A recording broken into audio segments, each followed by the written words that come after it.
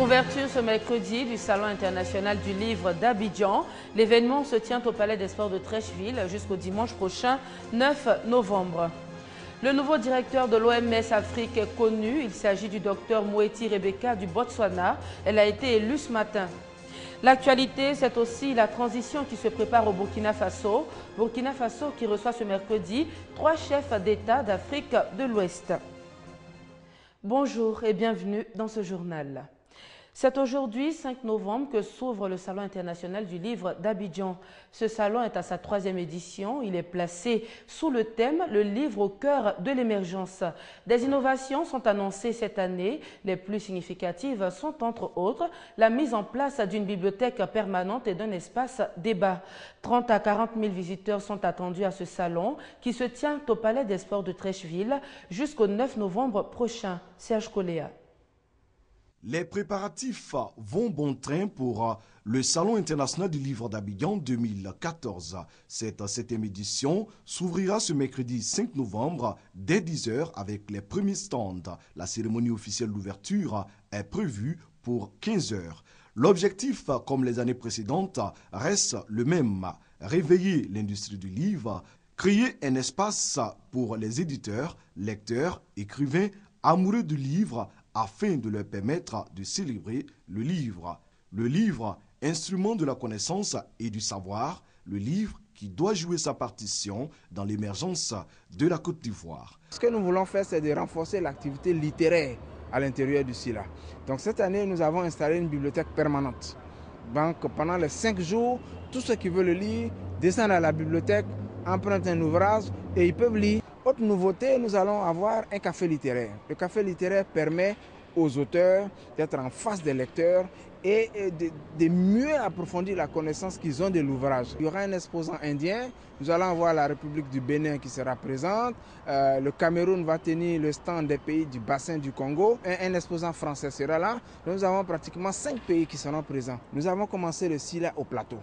Et nous avons délocalisé le SILA dans cette arène des sports-là que nous voulons transformer en arène de la connaissance, en arène du livre. Et c'est pour ça que nous invitons tout le monde à visiter le SILA. Le livre doit devenir un élément populaire. 3 prix sont prévus pour ce SILA 2014, le Grand Prix littéraire ivoirien, le Grand Prix du jeune écrivain et le traditionnel prix ivoire de la littérature africaine d'expression francophone qui sera décerné le vendredi 7 novembre 2014. La 64e session du comité régional de l'Organisation mondiale de la santé se tient à Cotonou au Bénin. La journée de ce 5 novembre est marquée par l'élection du directeur de l'OMS Afrique. Et on vient de l'apprendre, c'est le Botswana qui est arrivé en tête des votes. Le docteur Moeti Rebecca Matshidiso, ancienne directrice adjointe de l'OMS pour l'Afrique, est donc la nouvelle directrice régionale de l'OMS Afrique. L'Afrique est unique et intégrée et nous devons tous travailler pour le futur et l'amélioration de la santé de tous les Africains. Bon, je suis là avec beaucoup d'espoir, comme vous pouvez imaginer, mais aussi très déterminée de faire. L'une des missions de l'Académie des sciences, des arts, des cultures d'Afrique et des diasporas africaines est d'encourager la recherche. La commission d'attribution de prix, une structure de l'ASCAD, va bientôt attribuer des bourses à cet effet. Le 18 novembre donc, 2 chercheurs retenus après appel à candidature recevront leur bourse. C'est ce que nous dit Franck Quadio dans ce reportage. L'Académie des sciences, des arts, des cultures d'Afrique et des diasporas africaines ASCAD veut soutenir la recherche. La méthode est précise. Elle vise l'octroi de bourses aux jeunes chercheurs titulaires au minimum d'un doctorat 3e cycle et âgés de 35 ans au plus. Cette activité est à sa 2e édition. Il s'agit de l'attribution de bourses de recherche aux lauréats d'un appel à candidature organisé le 15 mai dernier. Il s'agit des bourses de recherche. Bourses pour aider les chercheurs à faire avancer leur programme de recherche. La bourse ne couvre pas parfaitement, entièrement la demande des candidats, mais c'est une aide que l'ASCAD apporte à chacun des chercheurs pour leur permettre d'avancer dans leur programme de recherche. Date choisie pour l'activité le 18 novembre prochain. La commission d'attribution de bourses a eu à statuer sur 13 dossiers. 2 chercheurs bénéficieront de la bourse ASCAD. Le district d'Abidjan, avec à sa tête le gouverneur Robert Begré-Mambé, vient d'offrir aux institutions sociales de la ville des vivres et des non-vivres d'une valeur globale de 5 millions de francs CFA. La remise de dons s'est déroulée au centre d'écoute et d'insertion des jeunes d'Adjamé. On retrouve Franck Kouadio qui commente le reportage de Patrick Nassemian. Du riz, des pâtes alimentaires, du lait et de l'eau minérale. Témoignage de la générosité du gouverneur du district autonome d'Abidjan, Robert Begré-Mambé, à l'endroit des institutions sociales de la ville d'Abidjan. Aujourd'hui, nous sommes là pour cette cérémonie de remise de dons, pour que vous puissiez mieux travailler pour nous, pour vous-même et pour nos enfants. Samuel Mobio, vice-gouverneur, a insisté sur la nécessité de l'institution qu'il représente d'accompagner ces structures dont les actions touchent le quotidien des populations en difficulté. Réunis au centre d'écoute et d'insertion des jeunes d'Adjamé, les responsables des structures bénéficiaires ont salué ce geste du gouverneur Begré-Mambé, geste qu'il qualifie d'ailleurs d'action de bonne gouvernance. La fête de l'Achoura a été célébrée hier par les musulmans chiites du monde entier. Ceux de la Côte d'Ivoire n'ont pas failli à la tradition. Des cérémonies religieuses et une vaste opération de don de sang ont marqué cette célébration par Gassoro Koné. Complexe culturel Al-Zahra et espace zone 3 de Marcoré, lieu choisi par la communauté musulmane libanaise chiite pour la célébration de l'Achoura, événement qui commémore l'assassinat de l'imam El-Husseini, petit-fils du prophète de l'islam, et 72 membres de sa famille. On commémore 7 jours pour lancer un appel pour tout le monde, rester collaborer avec fraternité, car nos buts, c'est de que Dieu nous bénisse et que Dieu nous mette toujours au bon chemin. Le message important de notre prophète et de notre imam Hussein, d'aimer les autres et de suivre la justice, même si on perd notre sang et notre vie.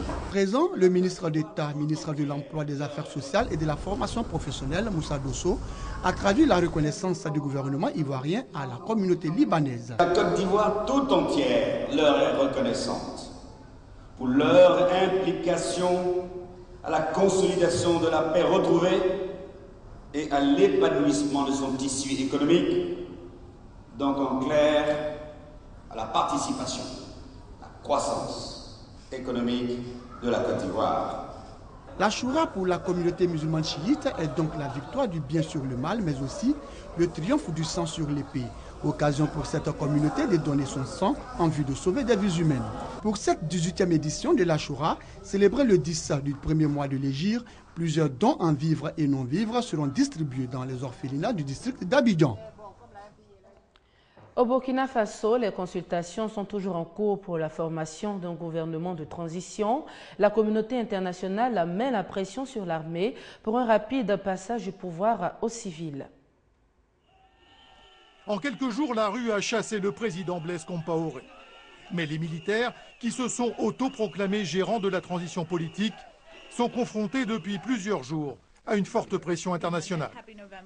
Nous appelons à nouveau à une transition dirigée par des civils qui respectent l'esprit de la Constitution et organisent aussi vite que possible des élections présidentielles libres. Mêmes inquiétudes et recommandations du côté de l'Union africaine. Réunis à Addis Abeba, le Conseil pour la paix et la sécurité a donné un ultimatum aux militaires.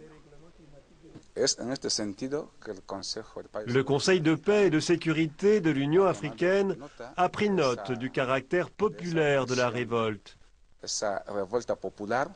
Nous donnons une période de 2 semaines pour transférer le pouvoir à une administration civile. Si cela n'est pas effectué, l'Union africaine prendra des mesures en fonction de son règlement. Une menace claire de sanctions. Mais les militaires n'ont pas attendu ce délai. Dans la matinée, à l'issue d'un entretien avec le Moronaba, le chef traditionnel de la communauté des Mossi a annoncé que les militaires s'étaient engagés à remettre le pouvoir aux civils. Et le Burkina Faso qui reçoit ce mercredi une délégation de 3 chefs d'État d'Afrique de l'Ouest en prélude au sommet de la CEDEAO qui va se tenir demain jeudi à Accra, au Ghana. Au Nigeria, plus de 130 prisonniers se sont évadés lors de l'attaque à l'explosif d'une prison dans le centre du pays. L'attaque est attribuée au groupe islamiste Boko Haram.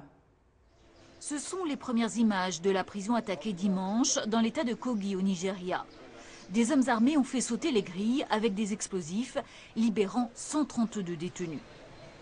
Cette prison, connue pour abriter des combattants de Boko Haram, avait déjà été prise pour cible il y a 2 ans. Mais selon le porte-parole de la police nigériane, cette nouvelle attaque est liée à des activités criminelles et non à la secte islamiste.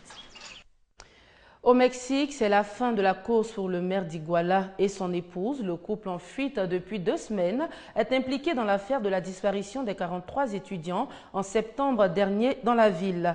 Un soulagement pour les parents des victimes qui espèrent que ces arrestations vont favoriser l'avancée des enquêtes. Les élections de mi-mandat à 2 ans des présidentielles aux États-Unis ont eu lieu hier. Un scrutin qui s'est soldé par la victoire des Républicains avec au moins 52 sièges au Sénat. Le One World Trade Center, bâti sur le site des anciennes tours jumelles détruites le 11 septembre, a ouvert ses portes lundi à ses premiers locataires. Le groupe américain d'édition Condé Nast, qui édite le New Yorker et Vanity Fair, a pris possession de ses bureaux situés à quelques mètres du mémorial érigé après les attentats du 11 septembre. Un événement symbolique pour ce nouveau gratte-ciel qui sera le plus haut de New York. Une façon de dire que le traumatisme du 11 septembre 2001 est en voie d'être surmonté. Et c'est sur ces informations que se referme cette édition. Merci de nous avoir suivis. Vous aurez un nouveau journal à 19h30.